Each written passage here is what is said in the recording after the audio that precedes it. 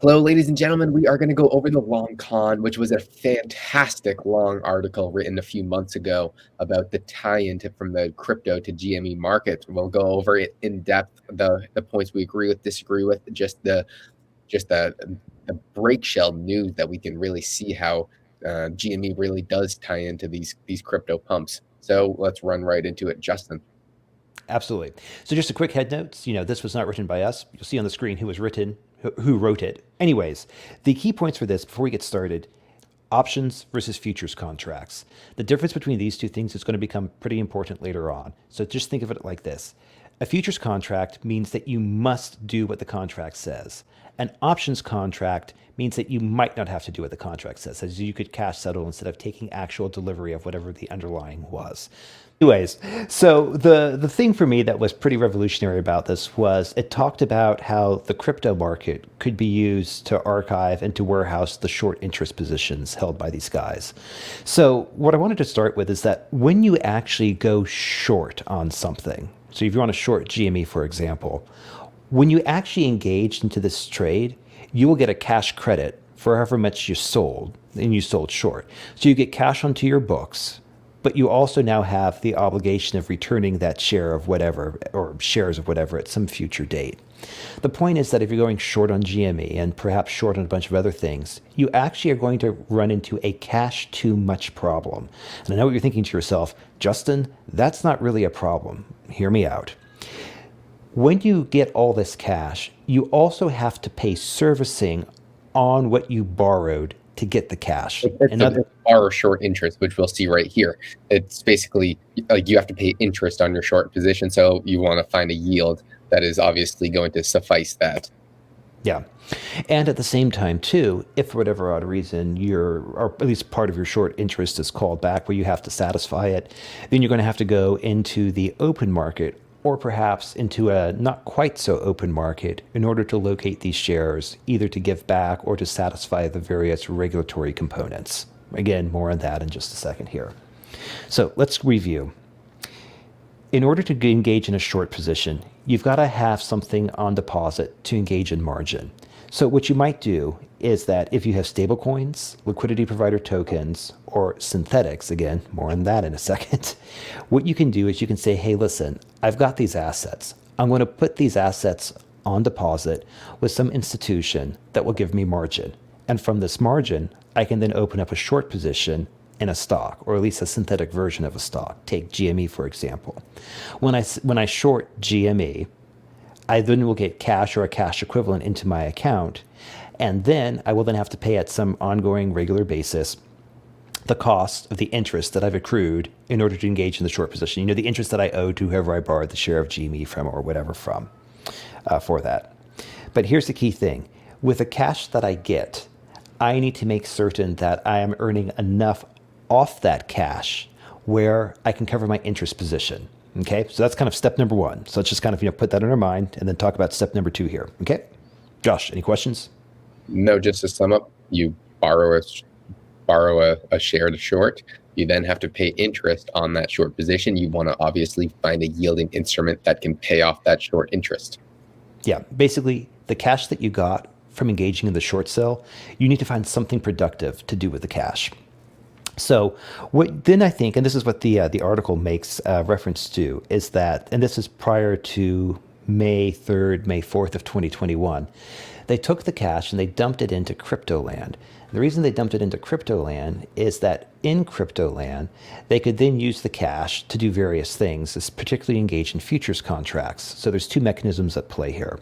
Let's say that these guys are sophisticated enough to orchestrate pumps and dumps.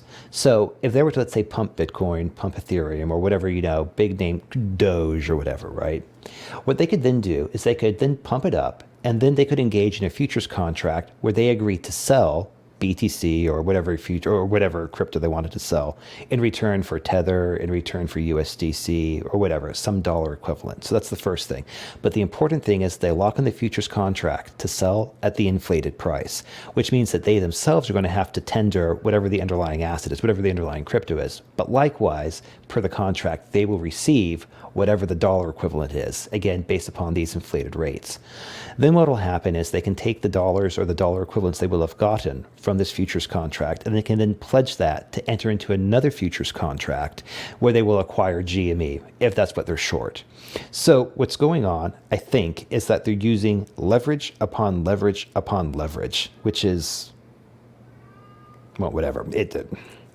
Leverage upon leverage upon leverage in order to do this. And by the way, since they went into their first contract, that is the contract to sell the cryptos at the inflated prices, if the cryptos go back down, if cryptos dump, it's to their gain because they basically have pre-sold the cryptos at a price higher than what cryptos are otherwise trading at. This is one of those things, if you check out this graph right here, this is a graph showing the price of GME compared to Bitcoin and Ethereum. Anyways, so in this graph, you can see the green line is the price of GME, orange line is BTC, and the blue line is ETH. And note that this is all prior to May of last year. Yeah, so this one goes up to, let's say like mid-June-ish or so. If you are a hedge fund that's short GME, in order to maintain your short position and not get margin called, you have to post various forms of collateral or say, listen, I've already located shares of GME that I can use to satisfy my shorts. One such way you might say, I found these shares, is that if you can use a crypto stand-in equivalent that's acceptable to the powers that be. This is where you get into the concept of synthetic share, or this is another concept of synthetic shares, but this would be synthetic from crypto land coming in versus synthetic from an ETF coming in. So there's that. But then a very interesting thing happened, and let me get my dates right. I believe it was on May 3rd, May 4th. Yeah, here it is. A rule, NSCC 2021-802 came into effect basically on or about May 4th. And I think what this did is that this said, listen, guys, from the NSCC's perspective, we can no longer accept these liquidity provider tokens. We can no longer accept non-cash equivalents, or we can no longer accept collateral that might otherwise be impaired. So we will take cash, we will take a line of credit that you can draw against, even if a material adverse effect happens, whatever. But what's interesting here is that around this date, two things happened. Number one, if you followed Cake last year, this is when Cake started to dump. The suspicion there is that hedge funds were using Cake up until this point, or at least the liquidity pools and staking on the Binance Smart Chain, in order to generate the yields necessary to support their margin position or cover the interest costs for that. But the other thing that's interesting is that if they cashed out at least part of it and brought the cash back out of crypto land into real land, this is also when you saw reverse repo usage spike. And if you approach reverse repos as an issue of it's a too much cash problem, this actually might be part of it. Currently, the culprit that many people suspect that the too much cash problem came from was consumer balance sheets due to stimulus checks that were arriving. But at the same time, if you also had another cash infusion, which was essentially the proceeds of whatever was sold short coming back into the banking sector and coming out of crypto land because it could no longer be posted as collateral to maintain their margin requirements, then that might be another vector for this.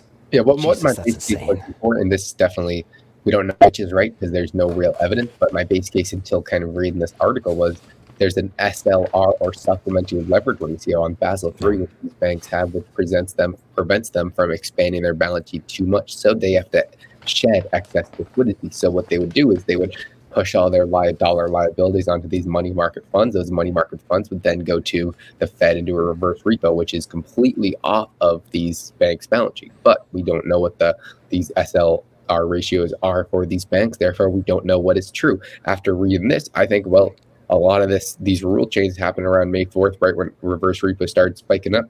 So maybe it is the too much cash coming from these shorts getting credited, which I then need to chase a yield to pay back their short interest.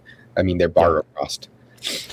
And the other thing I would say is that, of course, correlation is not causation. So let's be very clear on that front. And we don't even know. They could have zero correlation as well. Yeah. But it's one of those things where it's the old, one of my favorite phrases this entire saga is, I can see a lot of smoke, even though I can't see the fire, but I'm smart enough to know that where there's smoke, there tends to be fire, even if I can't yet see the blazing inferno. Mm-hmm. But what I do find interesting is that you see cash come back as evidenced by the RRP spiking at the same time you see cash exiting the altcoins, particularly the most at least from the early part of 2021. Or I should say the most, that's not fair. Some of the most big name altcoins that were paying insane amounts of yield. You see a lot of cash exiting that, as evidenced by the price action going down. What these guys do is they've got two theses that they present, and my take is that I think both these theses are correct. I don't think they're mutually exclusive, and there may be others, but without further ado, the first one comes from the idea of it's a simple pump and dump scheme. So, for example, let's say that you can use a crypto synthetic version of GME to otherwise obligate or satisfy or at least postpone your ability or your need to deliver a real share of GME. So what you would do is that you would then pump BTC, you would pump ETH or whatever, right? You would then use BTC or ETH at an inflated price and trade that for a synthetic share in crypto land of GME that you could eventually turn around and redeem for a real share of GME. So that would be the first way. Pretty straightforward, pretty simple. The second theory comes from this, is that you would use crypto futures. And the reason you would use futures, not options, is kind of what we talked about before, is that you could structure a contract, a futures contract, where you would be contractually obligated to take delivery of whatever the underlying was. And in doing that, that gives you the financial and legal engineering to say, you see these shares that I'm short that I failed to deliver on? Don't worry, I can now kick these into the T plus 35 day settlement window because I found these shares. See, I'm contractually obligated to buy these shares of GME. Now, granted, I'm kind of using some inflated other crypto assets to do it, but don't tell anyone on that regard. So you can do that. The other thing, and this is something I just found it out in this, so I haven't done zero of my own, probing into this, but it gets back to this company called Oxygen here. In chapter 4 of this, they talk about the crypto cartel. They call out 5 banks, and you already have heard of them: J.P. Morgan, Goldman Sachs, BOA, Bank of America, Barclays, and COMEX, the CME group. But the other thing, and this was the first for me, is they say meetoxygen.org. And essentially, Oxygen is a DeFi prime brokerage protocol to help get trading leverage, generate yield, get liquidity, and to borrow short. But here's the thing.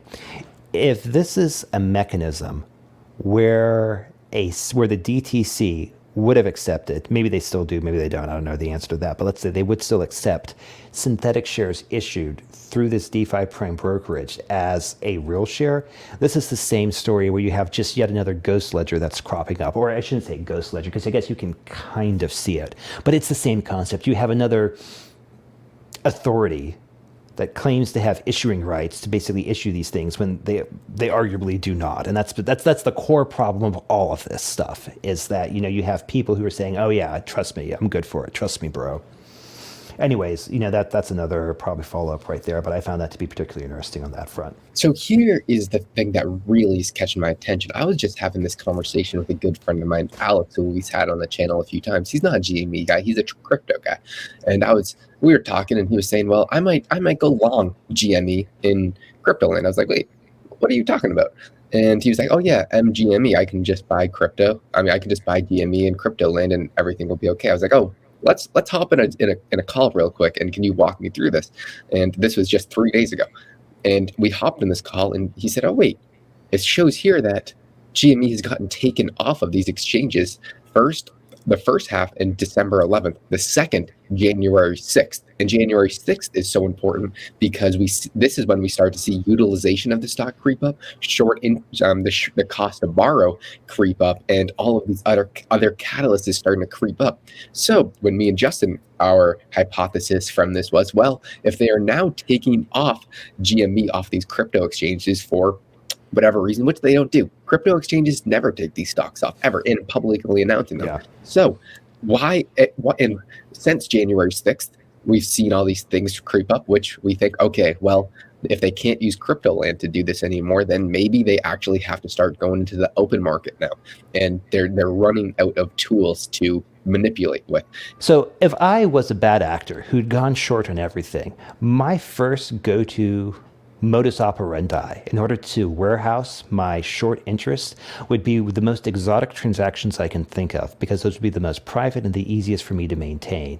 Only as a matter I suppose, of last resort, would actually want to turn to the open market because I don't want the open market to see just exactly how exposed I am. Mhm. So you mentioned the 6th of January. Again, you have this concept of dates coming up here where you just have something, you have something happen in two worlds that seem to be relatively unrelated, but the date is like this thing that again suggests that there's some link or could suggest that there's some linkage that's there.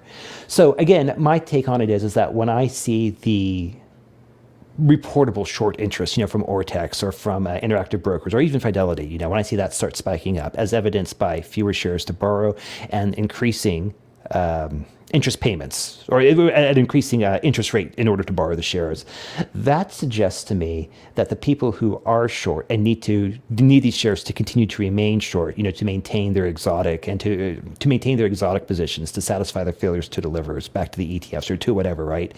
If they have to turn to this much more open, much more transparent method to get shares, that seems to me that they are turning to this point now only because they have nowhere else to turn to, or their first choices to turn to are no longer viable, meaning they have to go to the second choices or the third choices. Now, how many more tricks do they have up their sleeve? Who knows?